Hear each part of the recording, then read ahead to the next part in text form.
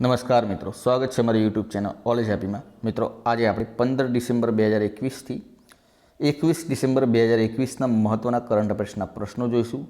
તેમજ મિત્રો, જો તમે આની પીડીએફ પણ લેવા માગતા હોય તો ડિસ્ક્રિપ્શનમાં ટેલિગ્રામ ચેનલની લિંક આપેલી છે, જ્યાંથી ટેલિગ્રામ ચેનલ ઉપર જોડાઈ જજો. 24 કલાકની અંદર તમને આની પૂરી પીડીએફ પણ મળી જશે. શરૂઆત કરીએ. ફર્સ્ટ નંબરનો ક્વેશ્ચન. 16 ડિસેમ્બર એટલે વિજય દિવસ તરીકે ઉજવવામાં આવે છે. ભારતની યુવા મહિલા શૂટર જેમણે હાલમાં આત્મહત્યા કરી તે કોણ છે? કોનિકા લાઇકે.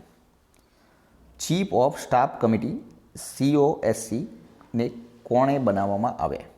તો આર્મી ચીફ જનરલ MM નરવણેને બનાવવામાં આવ્યા છે. સિરમ ઇન્સ્ટિટ્યૂટની કઈ રસીને WHOએ મંજૂરી આપી છે? કોવેક્સની મંજૂરી આપવામાં આવી છે. વડાપ્રધાન નરેન્દ્ર મોદીને ભૂતાનનું કયું સર્વોચ્ચ નાગરિક સન્માન આપવામાં આવશે? ઓર્ડર ઓફ ધ ધ્રુક ગ્યાલ્પો સન્માન આપવામાં આવશે. ભૂતાનના વડાપ્રધાન લોતે શેરિંગ છે. અને નરેન્દ્ર મોદીને રશિયા અને UAEના સર્વોચ્ચ નાગરિક સન્માન મળી ચૂક્યા છે. રાષ્ટ્રપતિ રામાનંદ કોવિંદે 1971માં પાકિસ્તાન સૈન્ય દ્વારા તોડી પડાયેલ કયા મંદિરને જીર્ણોદ્ધાર બાદ ફરી ખુલ્લું મુકાયું છે? ઢાકાનું રમના કાલી મંદિર.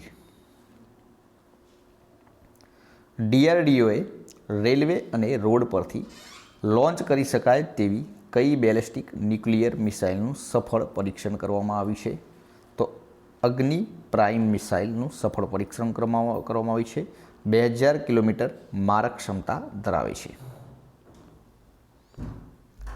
24મો વિન્ટર ઓલિમ્પિક ક્યાં યોજાશે? બેઇજિંગ ખાતે. 1984ના શીખ વિરોધી રમખાણ અને 2002ના ગોધરા રમખાણોના કેસની તપાસ કરનાર જસ્ટિસ જેમનું હાલમાં નિધન થયું છે, જસ્ટિસ ગિરીશ ઠાકોરલાલ. પૂર્વ ચીફ જસ્ટિસ અને વર્તમાનમાં રાજ્યસભાના સભ્ય રંજન ગોગોઈની આત્મકથા કઈ છે? જસ્ટિસ ફોર ધ જજ. વર્લ્ડ ચેમ્પિયનશિપમાં સિલ્વર મેડલ જીતનાર ભારતનો પ્રથમ પુરુષ ખેલાડી કોણ બન્યો છે? કિદામ્બી શ્રીકાંત. સિંગાપુરના લોહકિન એવ સામે હાર્યો હતો. અમદાવાદ પોલીસ અધિકારી કર્મચારીઓને ગુનેગારોને વાહનોની માહિતી કઈ એક જ એપ્લિકેશન દ્વારા મળી જશે? તર્કસ. નેશનલ એનર્જી કન્ઝર્વેશન એવોર્ડથી કયા રાજ્યને સન્માનિત કરવામાં આવ્યું છે? રાજસ્થાન. કયા રાજ્યના પર્યટનના વિકાસ માટે જાપાનની એજન્સી દ્વારા ₹700 કરોડ આપવામાં આવે? Meghalaya. Sports journalist federation of India મેડલથી કોને સન્માનિત કરવામાં આવે છે? સુનિલ ગાવસ્કરને. ચીને અંતરિક્ષ સંશોધન માટે કયો ઉપગ્રહ લોન્ચ કર્યો છે? સિઝિયન 605. કયા રાજ્યના મિથિલા મખાનાને GI ટેગ આપવામાં આવ્યો છે? બિહારના. મખાના ઓમેગા-3 ફેટી એસિડથી ભરપૂર હોય છે. જાપાનની કઈ ફિલ્મને આઈફામાં ગોલ્ડન પીકોક એવોર્ડથી સન્માનિત કરવામાં આવી? Ring winding. ભારતનો સૌપ્રથમ સાયબર તાલુકો કયા રાજ્યમાં બનાવવામાં આવશે? મધ્યપ્રદેશ. ભારતીય રેલવેએ દુનિયાનો સૌથી ઊંચો બ્રિજ ક્યાં બનાવ્યો છે? મણિપુર ખાતે. રામાનુજન એવોર્ડથી કોને સન્માનિત કરવામાં આવે છે? ભારતીય ગણિતશાસ્ત્રી નીના ગુપ્તાને. અને આ એવોર્ડ જીતનાર વિશ્વના માત્ર ત્રીજા મહિલા બન્યા છે. અને 2005માં આ એવોર્ડની શરૂઆત થઈ હતી.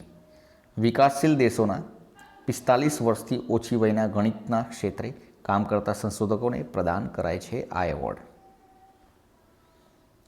તાજેતરમાં કોરિયોગ્રાફર શિવશંકરનું નિધન થયું છે. ઓડિશામાં સાયબર અપરાધ અને આર્થિક અપરાધ સંબંધિત 11 નવા પોલીસ સ્ટેશન ખોલવામાં આવશે. તાજેતરમાં મહીસાગરના યુવા વૈદ સંજય ભોઈને કયા એવોર્ડથી સન્માનિત કરવામાં આવ્યા છે? યુથ વૈદ આઇકોન એવોર્ડથી સન્માનિત કરવામાં આવ્યા છે. તાજેતરમાં આયુર્વેદ કુંભ 2021નું આયોજન ક્યાં કરવામાં આવ્યું હતું? અયોધ્યા ખાતે. તાજેતરમાં પ્રી વાઇબ્રન્ટ ગુજરાત સમિટ 2021નું આયોજન ક્યાં થયું હતું? આણંદ ખાતે. RBIના ડેટા મુજબ કયું રાજ્ય 15.9% વાર્ષિક GUA મેન્યુફેક્ચરિંગ ગ્રોથ વડે ભારતમાં પ્રથમ ક્રમે રહ્યું છે? તો ગુજરાત. ગુજરાતમાં નાણાકીય વર્ષ 2012થી 2020ની વચ્ચે કેટલા લાખ કરોડ જેટલું મેન્યુફેક્ચરિંગ થયું છે? 5.11 લાખ કરોડ. મેન્યુફેક્ચરિંગ ગ્રોથમાં બીજા, ત્રીજા, ચોથા અને પાંચમા ક્રમે કયા રાજ્ય રહ્યા છે?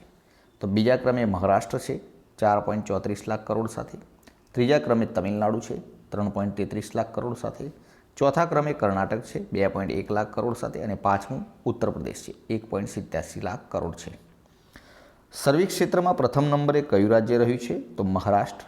સર્વિસ ક્ષેત્રમાં ગુજરાત કયા નંબરે રહ્યું છે? 7મા નંબરે. ગુજરાત રાજ્યના મુખ્યમંત્રી એ કયા જિલ્લાને તાજેતરમાં પ્રાકૃતિક જિલ્લો જાહેર કર્યો છે? ડાંગ જિલ્લાને. દેશનો પ્રથમ પ્રાકૃતિક જિલ્લો કયો બન્યો છે? ડાંગ જિલ્લો બન્યો છે. અને તાજેતરમાં આહવા ખાતે કયો કાર્યક્રમ યોજાયો હતો? આપણું ડાંગ પ્રાકૃતિક ડાંગ કાર્યક્રમ યોજાયો હતો.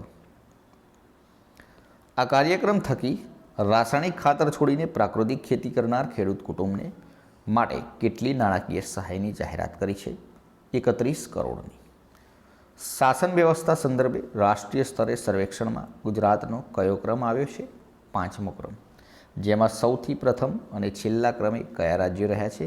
કેરળ પ્રથમ છે, જ્યારે બિહાર અને ઉત્તર પ્રદેશ છેલ્લા ક્રમે રહ્યા હતા. ગુજરાતમાં બાળ વાર્તા દિન ઉજવવાની જાહેરાત ક્યારે કરવામાં આવી? શિક્ષણ મંત્રી જીતુભાઈ વાઘાણીએ 15મી નવેમ્બર સ્વયં ગીજુભાઈ બધેકાના જન્મદિવસને ગુજરાત બાળ વાર્તા દિન તરીકે ઉજવવાની જાહેરાત કરી છે. સ્વયં ગીજુભાઈ બધેકાને કયા હુલામણાના નામથી ઓળખવામાં આવે છે? મૂછાળી માના હુલામણા નામથી ઓળખવામાં આવે છે. તો મિત્રો, આ હતા આપણા આજના વિડીયોના પ્રશ્નો કરંટ અફેર્સના. વિડીયો પસંદ આવે તો લાઇક કરી દેજો, પોતાના મિત્રો જોડે શેર કરજો અને ચેનલને સબસ્ક્રાઇબ કરવાનું ના ભૂલતા, જેથી કરીને આવનાર દરેક વિડીયોની નોટિફિકેશન આપને સૌપ્રથમ મળી રહે અને આપની તૈયારીમાં વધારો થઈ શકે. કાલે ફરીથી નવા વિડીયો સાથે મળીશું. મિત્રો, જય હિન્દ, જય ભારત. અને હા મિત્રો, જો તમે ટેલિગ્રામ ચેનલ ઉપર જોડાઈ જશો તો 24 કલાકમાં તમને આની PDF પણ મળી જશે. કાલે ફરીથી નવા વિડીયો સાથે મળીશું મિત્રો. જય હિન્દ, જય ભારત.